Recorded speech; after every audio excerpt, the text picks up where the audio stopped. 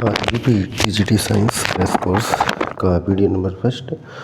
जो लोग जुड़ना चाहते हैं, क्योंकि सामने कॉन्टैक्ट नंबर दिया है मेरा 9454200964, इस पर व्हाट्सएप कर सकते हैं, या फिर एक और दूसरा नंबर है और 7897724054। ठीक है, इन पर व्हाट्सएप करके डिटेल मांग सकते हैं, क्योंकि इसकी जो फीस है बहुत ज़्यादा नहीं है। जैसे आप देखेंगे कि क्रैश कोर्स वो होता है जिसका मतलब है कि क्वेश्चन मिल जाने चाहिए। तो मैं स्टार्टिंग कर रहा हूँ सबसे पहली वीडियो से जनरल साइंस। जनरल साइंस वो साइंस होती है जैसे फिजिक्स एंड केमिस्ट्री, बायो, सब चीज़ होती है। तो मैं केवल फिजिक्स एंड केमिस्ट्री जो टीजीटी साइंस में आने वाला है उसमें जनरल साइंस जो कि वो क्वेश्चन सेलेक्टेड करूँगा जो सभी कंपटीशन में भी आते हैं एंड टीजीटी साइंस में भी आते हैं।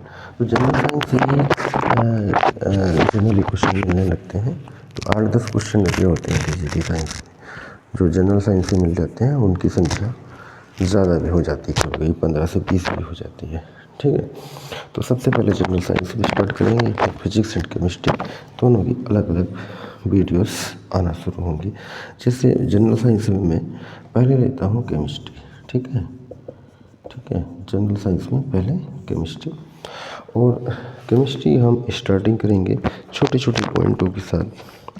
ठीक है, इसमें सारी चीज़ें आ जानी चाहिए। जैसे कि कोई पदार्थ क्या होता है, पदार्थ छोटे छोटे कणों से मिलकर बना होता है। ठीक है ना, छोटे छोटे कणों से मिलकर बना होता है।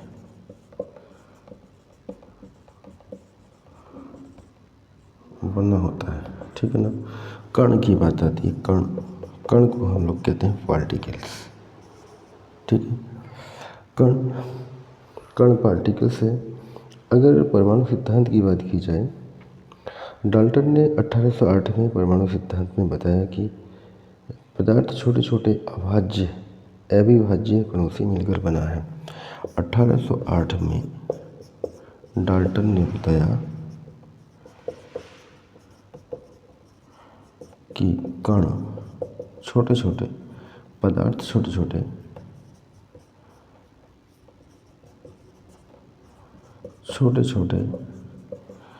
अविभाज्य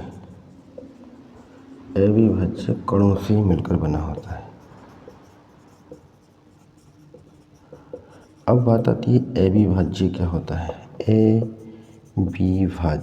अविभाज्य, ठीक है, जिसको और विभाजित नहीं किया जा सके, जिसको और विभाजित नहीं किया जा सके।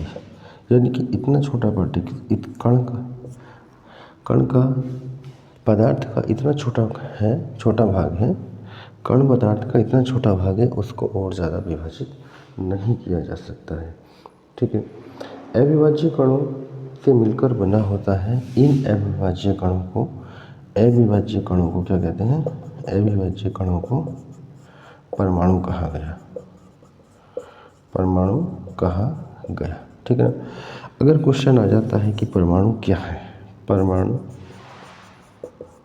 पदार्थ के क्या है? अविभाज्य कण है। अविभाज्य मतलब होता है जिसको और ज़्यादा तोड़ा ना जा सके, अविभाज्य कण है। देखिएगा, ये क्वेश्चन जनरली है। अगर आपने जनरल में पढ़ा है, परमाणु का सबसे छोटा भाग क्या होता है, वो पदार्थ का सबसे छोटा भाग क्या होता है? परमाणु। ठीक है, परमाणु पदार्थ के अविभाज्य कण हैं, जिनको हम ये कहते हैं अविभाज्य पार्टिकल्स, जिसको और तोड़ा ना जा सके। यानी कि परमाणु किसी पदार्थ का मूल कण है। एक और पॉइंट आ जाता है, सबसे छोटा कण है। परमाणु किसी पदार्थ का क्या है? मूल कण है। यानी कि परमाणु किसी भी पदार्थ का सबसे छोटा भाग है, सबसे छोटा कण है। ठीक है, परमाणु किसी पदार्थ का मूल कण है, सबसे छोटा कण है, अविभाज्य कण है, एक ही बात हुई, ठीक है। पर पता होना चाहिए कि परमाणु ही सबसे छोटा भाग है। बहुत लोग बीएससी एमएससी किए होते हैं, अणु परमाणु है ना, इनमें चक्कर खाते हैं परमाणु, ठीक है। ये सबसे छोटा भाग परमाणु के अंदर पाया जाता है इलेक्ट्रॉन प्रोटॉन न्यूट्रॉन। अब देखिएगा, इसका नाभिक होता है, इसमें प्रोटॉन एंड न्यूट्रॉन पाए जाते हैं, नाभिक में इलेक्ट्रॉन चक्कर लगाते हैं। यानी कि प्रत्येक परमाणु इसी प्रकार से होता है, ठीक है। उसके नाभिक में क्या होता है, proton and neutron, small P sorry, ठीक है ना। स्मॉल पी को प्रोटॉन कहते हैं और एन को न्यूट्रॉन कहते हैं। Small P and capital P में फ़र्क होता है। केमिस्ट्री में ध्यान रखना है स्मॉल पी क्या है, कैपिटल पी क्या है ना। जैसे स्मॉल एन न्यूट्रॉन है, जबकि स्मॉल एन क्या है, न्यूट्रॉन है, एंड जबकि कैपिटल एन क्या है, कैपिटल एन क्या है, नाइट्रोजन है, ठीक है ना। ऐसे ही स्मॉल पी को हम प्रोटॉन से शो करते हैं, जबकि कैपिटल पी को क्या करेंगे, फास्फोरस से, या पी क्या होगा, कि पोटेशियम होता है, फास्फोरस होता है। अब देखिएगा, जैसे आपने फास्फोरस सुना है, ये भी दो प्रकार का होता है, P2 एंड P4। P2 होगा सफ़ेद फास्फोरस और ये होगा लाल फास्फोरस, ठीक है। मैं धीरे धीरे इन सभी की क्वालिटी पे जाऊंगा। अभी हम परमाणु पे चल रहे हैं। परमाणु पदार्थ का अविभाज्य कण है, यानी सबसे छोटा कण है, जिसके नाभिक में प्रोटॉन एंड न्यूट्रॉन्स होते हैं। प्रोटॉन पर धनावेश होता है, प्रोटॉन क्या होता है, धनावेशित होता है, एंड न्यूट्रॉन होता है विद्युत उदासीन। विद्युत उदासीन यानी इस पर कोई चार्ज नहीं होता। इलेक्ट्रॉन पर ऋणावेश होता है, इलेक्ट्रॉन ऋणावेशित होता है, ठीक। अब बात आती है कितना ऋणावेश होता है, इलेक्ट्रॉन पर कितना ऋणावेश, प्रोटॉन पर कितना ऋणावेश, ठीक है। अगला पॉइंट आता है प्रोटॉन का धनावेश कितना होता है, 1.6 × 10⁻⁻19 इतने कूलम का धनावेश। एंड इलेक्ट्रॉन का आवेश कितना होता है, 1.6 × 10⁻⁻19 कूलम का। इसको हम आवेश कह दें तो ज़्यादा सही रहेगा। इतने का धनावेश, इतने कूलम का ऋणावेश, ठीक है।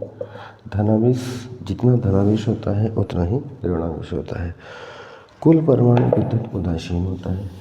ये छोटे छोटे पॉइंट्स हैं, यानी परमाणु विद्युत उदासीन कैसे होगा, जितना पॉजिटिव पार्ट उसके नाभिक में बैठा है प्रोटॉन के रूप में, उतना ही नेगेटिव पार्ट कहाँ है, इलेक्ट्रॉन के रूप में बाहर है।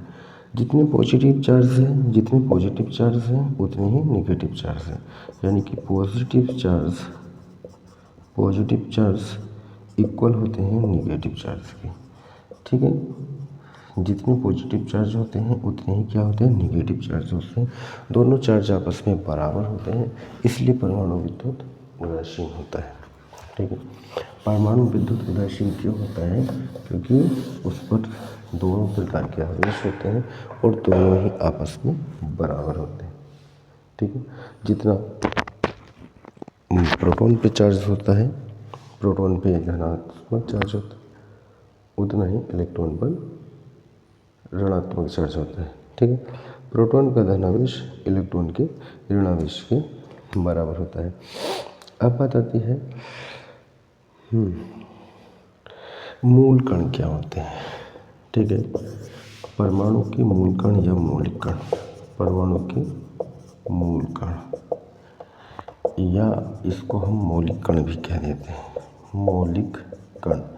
यही electron, proton and neutron. E for electron and ये प्रोटॉन और ये है न्यूट्रॉन। इसको मूल कण या मौलिक कण कहते हैं। ये परमाणु के मूल कण हैं, ठीक है। परमाणु के केंद्र में नाभिक उपस्थित होता है, इस पे धनावेश होता है और इसमें क्या होता है नाभिक में? प्रोटॉन तथा न्यूट्रॉन पाए जाते हैं। प्रोटॉन पर धनावेश होता है और न्यूट्रॉन पर कोई आवेश नहीं होता है। न्यूट्रॉन उदासीन होता है। ठीक है। इलेक्ट्रॉन का द्रव्यमान नगण्य होने के कारण परमाणु की समस्त द्रव्यमान उसके केंद्र में ही केंद्रित रहता है। अब बात आती है परमाणु का समस्त द्रव्यमान कहाँ होता है? परमाणु का समस्त द्रव्यमान उसके केंद्र में निहित होता है। केंद्र में निहित होता है। ठीक है। क्यों होता है? इलेक्ट्रॉन का द्रव्यमान नगण्य होने के कारण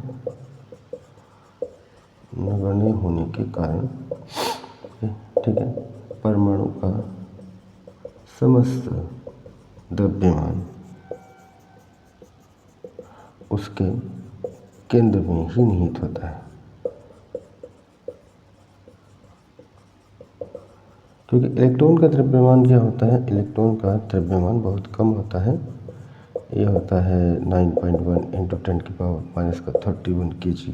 ये लगभग बहुत कम होता है। इससे लगभग नगण्य यानी कि इसका मान बहुत ज़्यादा कम होता है। इसलिए परमाणु का जो है समस्त द्रव्यमान उसके केंद्र में निहित होता है। ठीक है। केंद्र में ही मानते हैं कि इसका समस्त द्रव्यमान स्थित है। यानी कि जो पॉजिटिव चार्ज है वो केंद्र में है, समस्त द्रव्यमान केंद्र में निहित है। इलेक्ट्रॉन उसके नाभिक के चारों ओर चक्कर लगाते हैं। ठीक है। अब बात आता है एटम। एटम यानी कि परमाणु। परमाणु को हम क्या कहते हैं? एटम। ठीक। परमाणु पदार्थ का वह छोटे से छोटा कण है। परमाणु या एटम पदार्थ के सभी गुण विद्यमान होते हैं जो रासायनिक अभिक्रिया में भाग लेता है परंतु स्वतंत्र अवस्था में नहीं रहता। ठीक है। अब बात आती है कि एटम की लैंग्वेज। अगर कोई इंटरव्यू तो खैर टीजीटी में नहीं है, बट यहीं से क्वेश्चन बन जाता है परमाणु क्या है ना? परमाणु पदार्थ का वह छोटे से छोटा कण है जो पदार्थ के सभी गुण विद्यमान रहते हैं।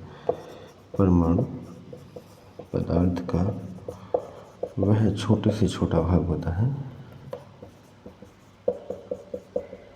छोटे से छोटा भाग होता है जिसमें पदार्थ के सभी गुण विद्यमान होते हैं। ठीक है। जिसमें क्या होता है? पदार्थ के सभी गुण विद्यमान होते हैं और जो रासायनिक अभिक्रिया में भाग लेते हैं परमाणु रासायनिक अभिक्रिया में भाग लेता है। रासायनिक अभिक्रियाओं में क्या लेता है? भाग लेता है। परमाणु मुक्त अवस्था में नहीं पाया जाता है। ठीक है। स्वतंत्र अवस्था में नहीं रहता है। स्वतंत्र अवस्था में नहीं रहता। ठीक है। अब परमाणु के बारे में कुछ और जान रहे हैं। परमाणु स्वतंत्र अवस्था में नहीं रहता है। परमाणु पदार्थ का छोटे से छोटा भाग होता है जो पदार्थ के उसमें सभी गुण विद्यमान होते हैं। ठीक है। अब बात आती है कि कुछ नाभिक हल्के होते हैं, कुछ भारी होते हैं। जैसे हाइड्रोजन का परमाणु सबसे छोटा और सबसे हल्का होता है। ठीक है। ये क्वेश्चन बन जाता है सबसे हल्का परमाणु किसका है? हाइड्रोजन का सबसे छोटा किसका है? परमाणु सबसे छोटा तथा सबसे क्या होता है? हल्का होता है। ठीक। हाइड्रोजन का परमाणु सबसे छोटा तथा सबसे हल्का होता है।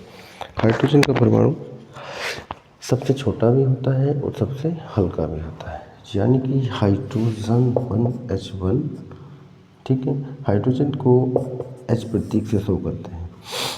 ये इसका पहला रूप है। हाइड्रोजन के 3 समस्थानिक होते हैं। पहला इसको कहते हैं प्रोंटियम। ठीक है। दूसरा होता है 1H2, इसको ड्यूटेरियम कहते हैं।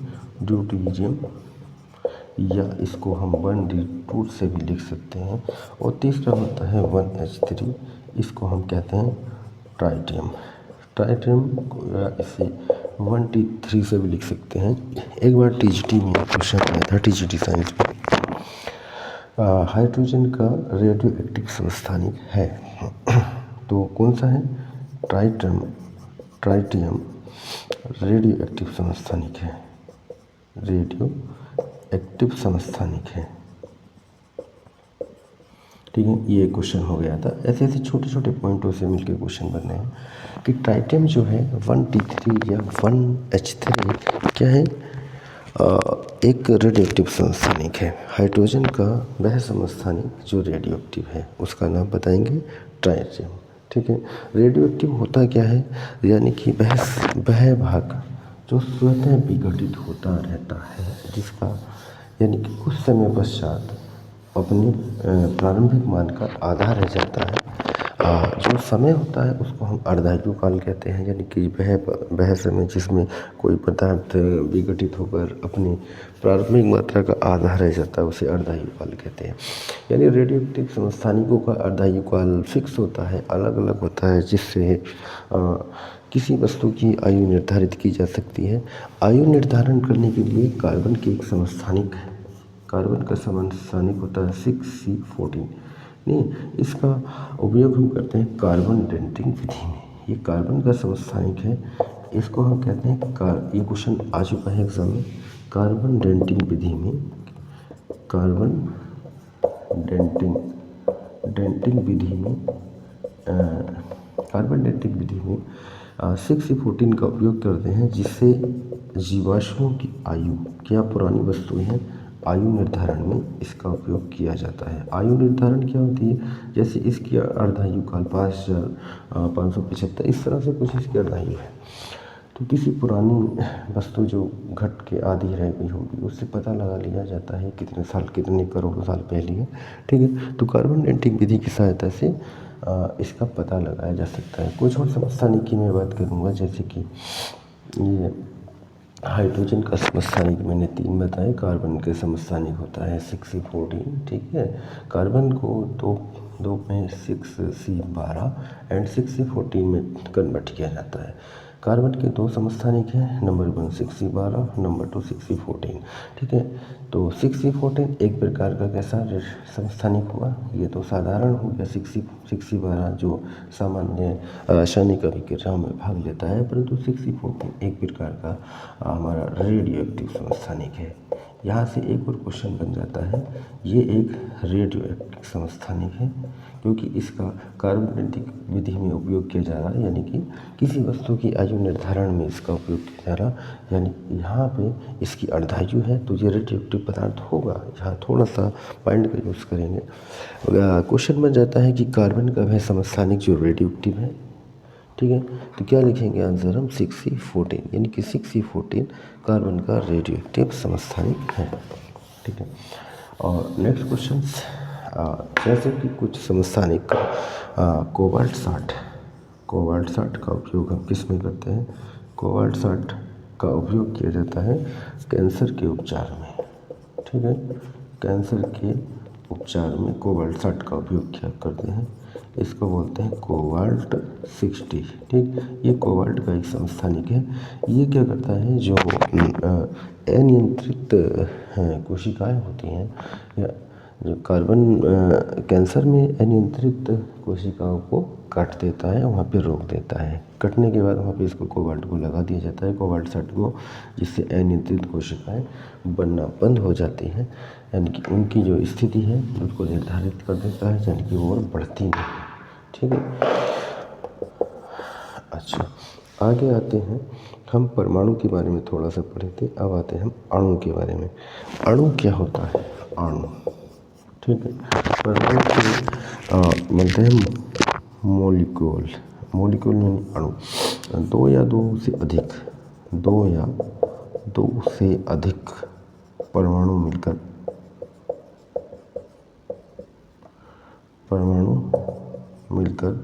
क्या करते हैं? अणु का निर्माण करते हैं। क्वेश्चन कभी कभी ऐसा आ जाता है कि परमाणु छोटा है कि अणु, ठीक है, परमाणु या अणु में कौन छोटा है, यदि अणु बड़ा होगा और परमाणु छोटा होगा।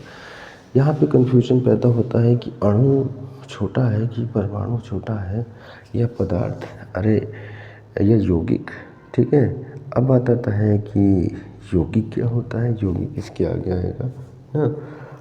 पदार्थ का सबसे छोटा भाग को परमाणु कहते हैं। परमाणुओं से मिलकर अणुओं का निर्माण होता है और अणुओं से मिलकर यौगिकों का निर्माण होता है, ठीक है। तो यानी कि ये यौगिक जो होगा और ये मिलके किसी पदार्थ का निर्माण करते हैं। तो सबसे छोटा परमाणु, उससे बड़ा अणु, उससे बड़ा यौगिक, ठीक है। तो पदार्थ में सब चीज़ें पाई जाती हैं। अब बात आता है पदार्थ क्या होता है। पदार्थ यानी कि मैटर, ठीक है, इसको हम द्रव्य भी कह सकते हैं। इसमें 3 अवस्थाएं होती हैं, ठोस, द्रव एंड गैस, ये हम लोग पढ़ते आ रहे हैं। पर इसकी जो चौथी अवस्था है प्लाज्मा, ठीक है, प्लाज्मा। इंटरव्यू में ये क्वेश्चन एक बार पूछा गया था, पदार्थ की कितनी अवस्थाएं होती हैं। हाँ, 3 तो सभी लोग जाने हैं, 3 तो पढ़ाएंगे। चौथी अवस्था पर ज़्यादा फोकस किया जा रहा है क्योंकि पदार्थ की चौथी अवस्था प्लाज्मा होती है। प्लाज्मा का निर्माण कैसे होता है ये मुझे बताना है। प्लाज्मा क्या होता है, उसका निर्माण क्या होता है। यानी कि पदार्थ में ठोस पाए जाते हैं, द्रव पाए जाते हैं, गैस पाए जाते हैं। चौथी अवस्था प्लाज्मा, ठीक। ये क्वेश्चन ठोसों के बारे में आप जानते हैं, इसके अणु नज़दीक होते हैं, एक साथ बंधे होते हैं, इनका द्रव्यमान तथा आयतन निश्चित होता है, इनका आकार निश्चित होता है, आकृति निश्चित होती है, ठीक है। ठोस के बारे में ये छोटी पॉइंट्स हैं, ये भी पता होना चाहिए क्योंकि पढ़े होंगे आप लोग। मैं लिखा नहीं रहा हूँ, केवल बता रहा हूँ कि ये भी आपको पता है। द्रव क्या होते हैं, द्रव का आयतन निश्चित होता है, आकार निश्चित नहीं होता है। जिस बर्तन में भरते हैं उसी का रूप धारण कर लेते हैं, यानी कि उसी में फिट हो जाते हैं। परंतु इसके अणु ठोसों की अपेक्षा कम अंतर अणु बलों से जुड़े होते हैं, ठीक है। यानी कि इनके अणुओं के मध्य ठोसों की अपेक्षा कम आकर्षण बल होता है। ठोसों में सबसे अधिक अंतराणु का आकर्षण बल होता है और द्रव में ठोसों की अपेक्षा कम होता है और गैसों के अणु बहुत दूर दूर होते हैं, ठीक है। गैसों का ना तो कोई निश्चित आकार होता है, निश्चित आकृति होती है और उसका आयतन सिर्फ निश्चित होता है, पर जिस बर्तन में भरते हैं उसी का रूप धारण उसी में भर जाते हैं और कमरे में खोल देने सारे में फैल जाती है, ठीक है। अब बात आती है गैस के बारे में हो गया। और गैस वायुमंडल में फैल जाती है, ये है ना पॉइंट हमारे यहाँ कि गैस कमरे में खोलेंगे सारे में फैल जाती है। कुछ गैसें ऐसी होती हैं लिक्विड अवस्था में पाई जाती हैं, जैसे कि हमारी LPG लिक्विड अवस्था में है, ठीक है। LPG लिक्विफाइड पेट्रोलियम गैस, ये काफ़ी बार क्वेश्चन पूछ लिया जाता है।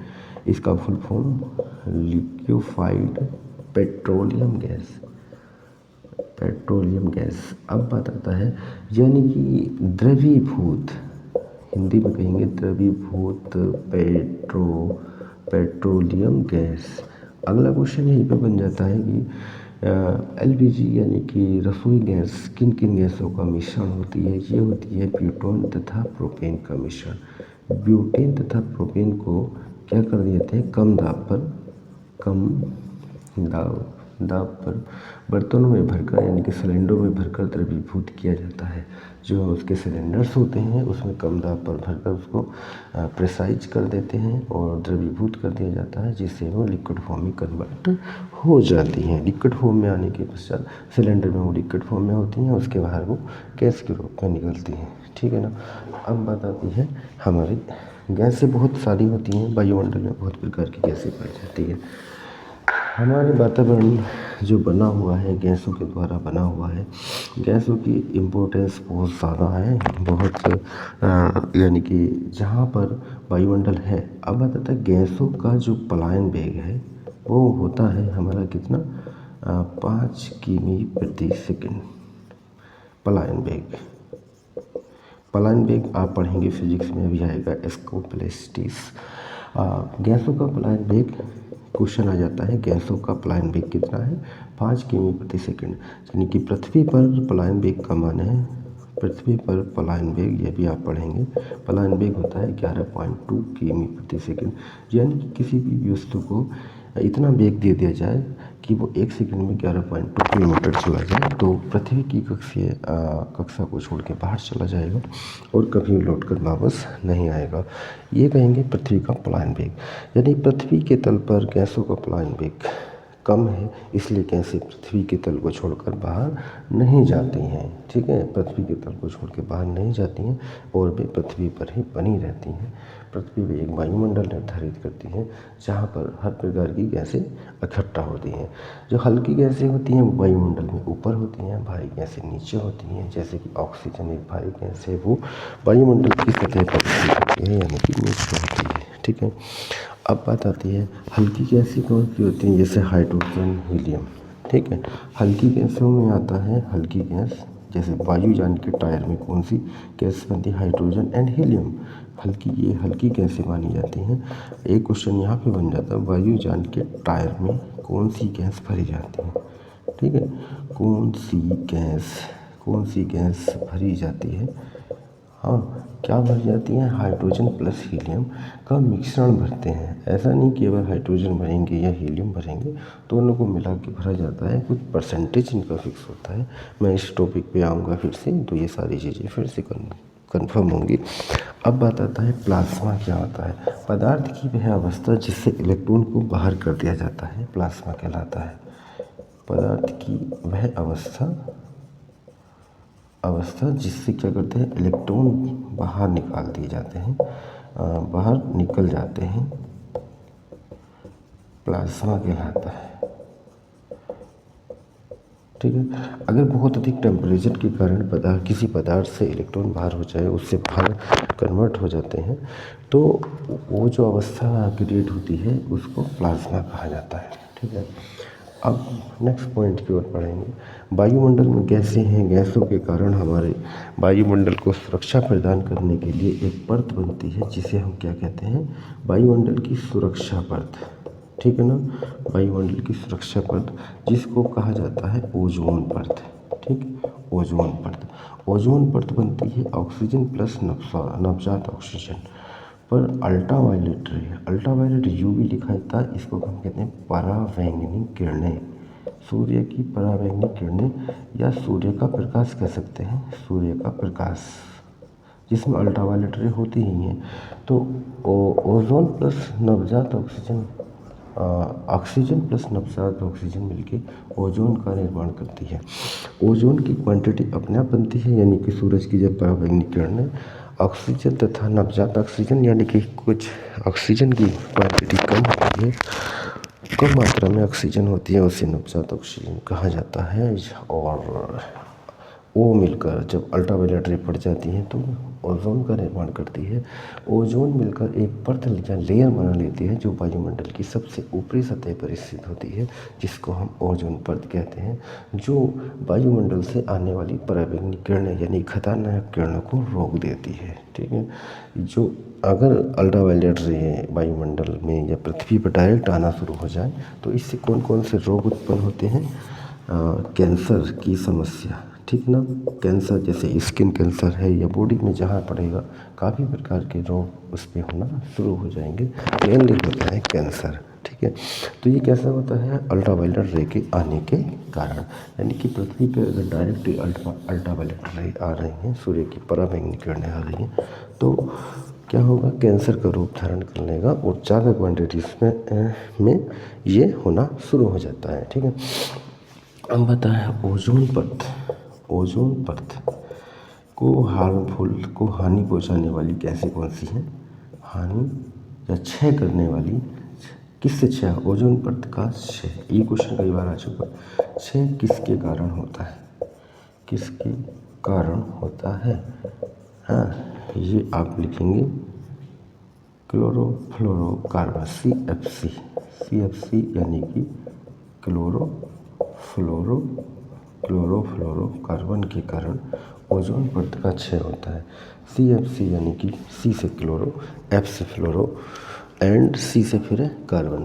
क्लोरोफ्लोरोकार्बन के कारण ओजोन परत का क्षय होता है।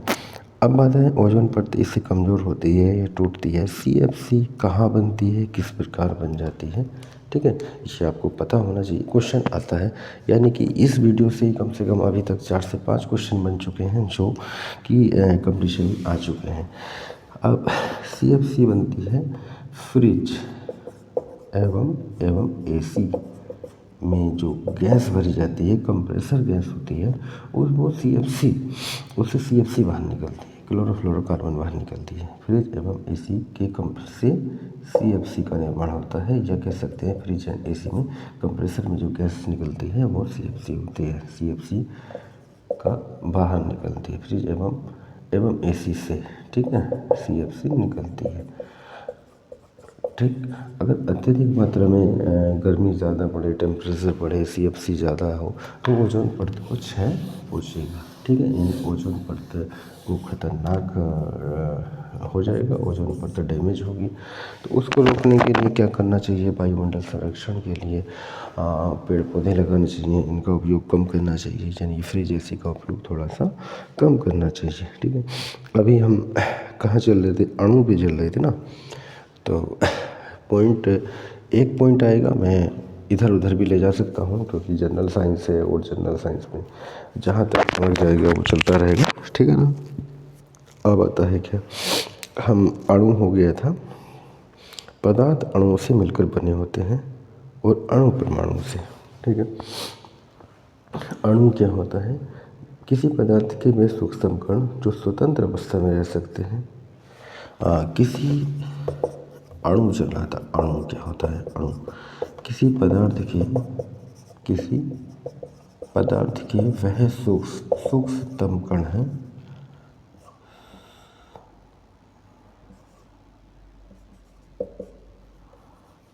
सूक्ष्मतम कण, ठीक है, सूक्ष्मतम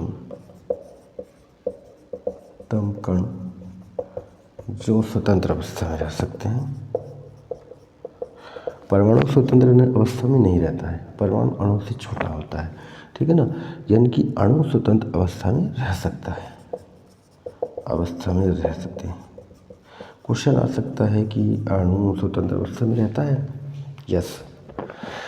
ऑप्शन बन के आ जाएगा, कौन सा इनमें से स्वतंत्र अवस्था में था, अणु परमाणु, इस तरह से बनाए जा सकते हैं, इलेक्ट्रॉन प्रोटॉन, ठीक है ना। तो आपको लिखेंगे अणु स्वतंत्र अवस्था में रह सकते हैं, यानी कि 2 या 2 से अधिक परमाणु से मिलकर अणु का निर्माण होता है, ठीक है, स्वतंत्र अवस्था में रह सकते हैं। और समस्त गुण, जिसमें पदार्थ के समस्त गुण उपस्थित होते हैं, जिसमें पदार्थ के समस्त गुण उपस्थित होते हैं, ठीक है, यानी कि जो भी पदार्थ है उसके सारी क्वालिटी, सारे गुण उपस्थित होते हैं। वो परमाणु में भी होते हैं, परंतु परमाणु स्वतंत्र अवस्था में नहीं रह सकता है और अणु स्वतंत्र अवस्था में रह सकता है, ठीक है। अगला पॉइंट बनता है, पदार्थ अणुओं से मिलकर बने होते हैं और अणु परमाणु से। नेक्स्ट पॉइंट कितना बढ़िया पॉइंट है, पदार्थ किससे बना था, पदार्थ अणुओं से मिलकर बने होते हैं, पदार्थ अणुओं से मिलकर बने होते हैं तथा अणु परमाणुओं से मिलकर बने होते हैं, अणु परमाणुओं से मिलकर बने होते हैं। पदार्थ अणुओं से मिलकर बने होते हैं और अणु परमाणुओं से मिलकर बने होते हैं। तो यहाँ पे 2 क्वेश्चन बन रहे हैं, अणुओं का निर्माण किससे होता है, परमाणुओं से, और पदार्थ का निर्माण किससे होता है, पदार्थ का निर्माण अणुओं से होता है, ठीक है ना। अब आता है कि परमाणु क्रमांक, क्या होता है, नेक्स्ट में 20 तक पहुँच गया हूँ शायद। परमाणु क्रमांक एक क्लास आधा घंटे की भी अगर चल रही है तो उसमें कम से कम 4-5 क्वेश्चन ऐसे डिटेल में आएंगे जो एग्ज़ाम में आए हुए होंगे, ठीक है। तो मैं भी अगर रोज़ आधा घंटा, 1 घंटा भी अगर होता, आधा घंटा भी होता है तो कोई समस्या नहीं है, उसमें 4 से 5 क्वेश्चन कंबाइंड होने लगेगा और धीरे धीरे जहाँ से 25 से 30 दिन होगा और वीडियो आगे बढ़ते जाएंगे तो काफ़ी चीज़ें यहीं पे कवर्ड हो जाएंगी। तो इसलिए मैं जनरल पहले लिया हूँ। तो जनरल साइंस ये बाकी कंपटीशन में तो काम आएगी और टीजीटी में भी काम आएगी। यहाँ पे टीजीटी लेवल के जो क्वेश्चन बन रहे हैं मैं बोल रहा हूँ बीच बीच में, मुझे ये क्वेश्चन आया हुआ है, ये आ चुका है, ऐसे ऐसे मैं बताता रहूँगा। परमाणु क्रमांक क्या होता है? किसी तत्व के परमाणु के नाभिक में उपस्थित प्रोटॉनों की संख्या उस तत्व के परमाणु क्रमांक के बराबर होती है, या उसको परमाणु क्रमांक कहते हैं, तत्व का परमाणु क्रमांक कहते हैं। किसी तत्व के नाभिक में उपस्थित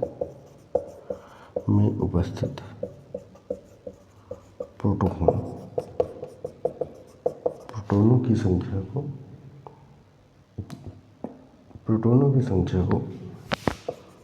संख्या को उस तत्व का परमाणु क्रमांक कहते हैं। परमाणु क्रमांक कहते हैं, ठीक है ना, परमाणु क्रमांक कहते हैं। अब बात आती है, कोई तत्व है, मान लिया ये जेड होता है, ये होता है जेड, परमाणु क्रमांक को जेड से डिनोट करते हैं, ठीक है। नीचे जो होता है वो परमाणु क्रमांक होता है और ये होता है परमाणु भार, ऊपर वाला परमाणु भार। परमाणु भार को ए से प्रदर्शित करते हैं, ठीक है। ये मान लिया कोई एलिमेंट्स का सिंबल्स है, ठीक है। तो परमाणु क्रमांक को जेड से प्रदर्शित करते हैं। परमाणु क्रमांक बराबर होता है प्रोटॉनों की संख्या इलेक्ट्रॉनों की संख्या के बराबर होती है, बराबर होता है इलेक्ट्रॉनों की संख्या। यानी किसी तत्व में उपस्थित जितने प्रोटॉन होते हैं उतने ही इलेक्ट्रॉन होते हैं, यानी जितना धनावेश होता है उतना ही ऋणावेश होता है। प्रोटॉन इलेक्ट्रॉन बराबर होने से धनावेश ऋणावेश बराबर हो जाता है, जिसके कारण कुल परमाणु या मूल परमाणु उदासीन रहता है, ठीक है, विद्युत उदासीन रहता है। तो प्रोटॉन बराबर इलेक्ट्रॉन बराबर परमाणु क्रमांक। अब आता है द्रव्यमान संख्या क्या होती है, ठीक है ना। द्रव्यमान संख्या, जिसको हम क्या कहते हैं, मास नंबर। द्रव्यमान संख्या को क्या कहेंगे, मास नंबर कहेंगे, ठीक है। द्रव्यमान संख्या यानी कि परमाणु के नाभिक में उपस्थित प्रोटॉनों की संख्या तथा न्यूट्रॉनों की संख्या का योग द्रव्यमान संख्या कहलाती है। तो द्रव्यमान संख्या क्या होती है, किसी परमाणु में उपस्थित प्रोटॉनों तथा न्यूट्रॉनों की संख्या का योग। ये मैं जनरल चीज़ें अभी बता रहा हूँ, इसकी मैं डिटेल में जाऊँगा आगे जब मैं केमिस्ट्री में घुसूँगा बढ़िया से। अभी ये डिटेल चल रहा है, अभी ये केवल स्टार्टिंग चल रहा है, ठीक है ना। इनको मैं डिफाइन करूँगा बहुत बढ़िया से। परमाणु में उपस्थित प्रोटॉन तथा न्यूट्रॉनों की संख्या का योग द्रव्यमान संख्या कहलाता है। द्रव्यमान संख्या कहलाता है, यानी कि द्रव्यमान संख्या बराबर प्रोटॉनों की संख्या प्लस न्यूट्रॉनों की संख्या, प्रोटॉनों की संख्या प्लस न्यूट्रॉनों की संख्या, ठीक है ना। उसको हम द्रव्यमान संख्या कहते हैं। अब बात आता है कि छोटे छोटे डिफाइन हम करके चल ही रहे हैं। समस्थानिक क्या होता है, ठीक है, आइसोटोप्स जिसको कहा जाता है। समस्थानिक आइसोटोप्स, समस्थानिक किसी तत्व के जो समस्थानिक होते हैं, है ना। किसी तत्व के परमाणु क्रमांक समान होता है और परमाणु भार भिन्न भिन्न होता है। यानी कि किसी तत्व के जिन तत्वों में परमाणु संख्या समान परंतु परमाणु भार भिन्न भिन्न होता है, समस्थानिक कहलाते हैं। किसी तत्व में नहीं कहलाएंगे जिन तत्वों में, तत्व जो अलग अलग हो जाएंगे, जिन तत्वों में परमाणु क्रमांक समान तथा परमाणु भार भिन्न भिन्न होता है, परमाणु भार भिन्न भिन्न होता है, क्या कहलाते हैं? समस्थानिक कहलाते हैं। समस्थानिक कहलाते हैं। जैसे समस्थानिक के बारे में हम बता सकते हैं, एक और पॉइंट है, जैसे हाइड्रोजन के समस्थानिक, कार्बन के समस्थानिक हैं, और जो समस्थानिक पाए जाते हैं जैसे यूरेनियम में पाए जाते हैं। तो ये तो समस्थानिक की जनरल लैंग्वेज आप जान गए हैं, परंतु समस्थानिकों की संख्या, अब इसमें क्या होता है, समस्थानिकों में एक और पॉइंट है, समस्थानिकों के परमाणु में प्रोटॉनों की संख्या समान किंतु न्यूट्रॉनों की संख्या भिन्न होती है। ये है मेन पॉइंट। समस्थानिकों के परमाणुओं में प्रोटॉनों की संख्या समान, प्रोटॉनों की संख्या क्या होती है? समान होती है, क्योंकि उसका परमाणु क्रमांक समान होता है, और न्यूट्रॉनों की संख्या भिन्न होती है। यहाँ से क्वेश्चन बन जाता है, न्यूट्रॉनों की संख्या भिन्न होती है। जो जनरल लैंग्वेज है, जो आप लोग जनरली पढ़ेंगे, वहाँ से क्वेश्चन नहीं बनेगा किस तत्व के परमाणु या परमाणु क्रमांक समान, परमाणु भार भिन्न होता है, समस्थानिक कहलाते हैं। ये तो हर कोई जानता है। यहाँ से क्वेश्चन बनेगा, समस्थानिक के परमाणुओं में प्रोटॉनों की संख्या समान और न्यूट्रॉनों की संख्या भिन्न होती है। ये क्वेश्चन आ गया। समस्थानिकों के परमाणुओं में भिन्न होता है, क्या भिन्न होता है? परमाणु क्रमांक, परमाणु संख्या, है ना, ठीक है, न्यूट्रॉनों की संख्या। इस तरह से यहाँ पे 3-4 ऑप्शन लेके बता देंगे तो आप पहचानेंगे, यार पढ़ा हुआ तो है, कहीं ना कहीं तो मिस हो रहा है। तो ये लॉजिकल आजकल पेपर थोड़ा सा टेक्निकली आता है। टेक्निकली का मतलब मैंने कहा कि है तो वही चीज़ें, उसमें से वो जो जनरली साफ नज़र आ रहा है, देखने में स्पष्ट दिख रहा है, वो नहीं आएगा। वो आएगा जो आप छोड़ देते हैं, ठीक है। तो वो कंपटीशन में दे रहे हैं, क्योंकि ज़्यादा हार्ड पेपर नहीं बन रहा। पहले टाइम में आप 2010 तक टीजीटी साइंस की अगर सेट उठा के देखेंगे तो फिजिक्स काफ़ी टफ, केमिस्ट्री कंपटीशन लेवल, सारी IITs लेवल के क्वेश्चन, रिएक्शन है, वो सब दी जाती थी। परंतु उसके बाद जैसे 13, 11 ये सब हुआ, साइंस का पेपर ईजी सा लगने लगा। ये तो लैंग्वेज है, परंतु वो इतना भी ईजी नहीं है। वो तब है ईजी, तब है जो उसको परफेक्ट है, जो उसमें अच्छे से जानता है, ठीक है ना, उसके लिए इसमें ईजी है। अब आता है संभारिक। आइसोटॉप्स हो गया, आइसोबार्स को हम कहेंगे संभारिक, ठीक है, संभारिक हो जाएगा। संभारिक, मैं वीडियो देख रहा हूँ, ज़्यादा लेंथी तो नहीं हो रही, पता लगे साइज कम करना मुश्किल हो जाए। संभारिक यानी कि आइसोबार्स, ठीक है। जिन भिन्न तत्वों के परमाणु भार समान होते हैं और परमाणु क्रमांक अलग अलग होते हैं। जिन तत्वों के परमाणु भार समान और परमाणु क्रमांक अलग अलग होते हैं, उन्हें क्या कहते हैं? संभारिक कहते हैं। उन्हें संभारिक कहते हैं, ठीक है।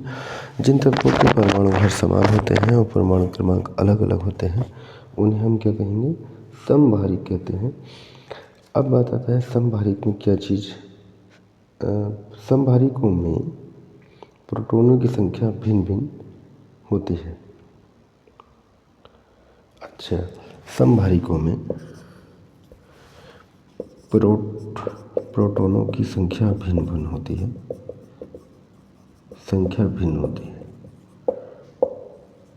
भिन्न होती है, ठीक है ना। ये पॉइंट बना, प्रोटॉनों की संख्या भिन्न भिन्न होती है। ये तो आपको जनरल सा है, पढ़ा होगा, पता होगा। प्रोटॉनों की संख्या भिन्न होती है तथा प्रोटॉन और न्यूट्रॉनों की संख्या का योग, प्रोटॉनों और न्यूट्रॉनों की संख्या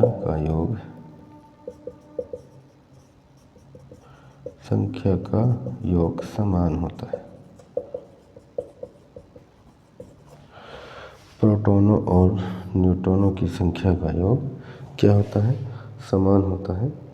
जैसे कि nitrogen 7n14 and carbon 6c14, ये क्या है? एक प्रकार से समभारिक हैं, यानी इनके परमाणु क्रमांक तो अलग हैं परंतु परमाणु भार समान है। ठीक है, इन दोनों को जोड़ेंगे। प्रोटॉन कितने हैं? Proton 7, neutron 14 - 7 7। ठीक है, परमाणु क्रमांक अलग अलग है यानी कि प्रोटॉन अलग अलग होंगे, परमाणु भार समान है, समभारिक हो गए। तो इसमें प्रोटॉन 6, प्रोटॉन अलग अलग हो गए एंड न्यूट्रॉन कितने हो गए? 14 - 6 = 8। अब बात आता है कि प्रोटॉनों तथा न्यूट्रॉनों की संख्या का योग p + n, 7 + 7 = 14। यहाँ पे p + n लूँगा, 6 + 8 = 14। यहाँ से क्वेश्चन बन जाता है उसकी प्रोटॉनों तथा न्यूट्रॉनों की संख्या का योग क्या होता है? समान होता है। ठीक है ना? तो यहाँ पे छोटे छोटे पॉइंटों को लेके क्वेश्चन बना करता है। अभी हम स्टार्टिंग में चल रहे हैं क्योंकि धीरे धीरे आगे बढ़ेंगे और काफ़ी सब्जेक्ट में जाएंगे, है ना? ये पहला ही वीडियो है। जो लोग अभी जुड़ना चाहेंगे जुड़ सकते हैं और मैं बहुत ज़्यादा इसमें चार्जिंग नहीं है और कंप्लीट हो जाएगा। फिजिक्स एंड केमिस्ट्री बढ़िया प्रिपरेशन हो जाएगी क्योंकि बहुत कम इसमें रखा गया है। ठीक है, आप लोगों की सुविधा के लिए। अब आगे आता है सम न्यूट्रॉनिक, सम इलेक्ट्रॉनिक। ठीक है, सम न्यूट्रॉनिक क्या होता है? सम न्यूट्रॉनिक जिसमें न्यूट्रॉनों की संख्या समान होती है, जिनमें बेतत्व है ना, बेतत्व जिनमें न्यूट्रॉनों की संख्या समान होती है। न्यूट्रॉनों की संख्या क्या होती है? समान होती है, सम न्यूट्रॉनिक कहलाते हैं, सम न्यूट्रॉनिक कहलाते हैं, सम न्यूट्रॉनिक कहते हैं। आगे आता है सम इलेक्ट्रॉनिक। बेतत्व जिनमें इलेक्ट्रॉनों की संख्या समान होती है, बेतत्व जिनमें इलेक्ट्रॉनों की संख्या समान होती है, सम इलेक्ट्रॉनिक कहलाते हैं, सम इलेक्ट्रॉनिक कहलाते हैं। ठीक है ना? तो वीडियो साइज अभी 50 मिनट लगभग होने वाला है और ऐसा ना हो कि ये अपलोड होना मुश्किल हो जाए, तो मैं इसको यहीं पे रोक रहा हूँ। और आगे आता है सम इलेक्ट्रॉनिक, सम न्यूट्रॉनिक, पॉजिट्रॉन। ठीक, पॉजिट्रॉन चलो यहाँ पे हम बाद में पढ़ेंगे। ई इलेक्ट्रॉन, प्रोटॉन एंड न्यूट्रॉन, इसकी इलेक्ट्रॉन की खोज जैसे जनरली आप बोल सकते हैं, बच्चों को पढ़ाते हैं ईट पर नाच, ई फॉर इलेक्ट्रॉन और टे फिर थॉमसन, पे फिर प्रोटॉन और रे फिर रदरफोर्ड, ने फिर न्यूट्रॉन और चे फिर चैडविक। ठीक है, इलेक्ट्रॉन की खोज की है थॉमसन ने, जे थॉमसन ने, प्रोटॉन की खोज रदरफोर्ड ने, न्यूट्रॉन की खोज चैडविक ने। इलेक्ट्रॉन, प्रोटॉन, न्यूट्रॉन की खोज किस वैज्ञानिक ने की? यहाँ पे एक क्वेश्चन यहाँ पे भी बन जाता है। अभी केवल स्टार्टिंग है, धीरे धीरे आगे आते हैं डीपली।